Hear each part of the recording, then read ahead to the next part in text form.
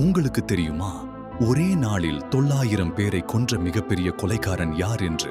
அவன் பெயர் gym Jones. ஒரு மத போதகன், ஆனால் உண்மையில் ஒரு கொடூரமான கொலைகாரன். 1978இல் அமெரிக்காவிலிருந்து தன் பின்பற்றுபவர்களை கயானா காட்டுக்கு அழைத்துச் சென்றான்.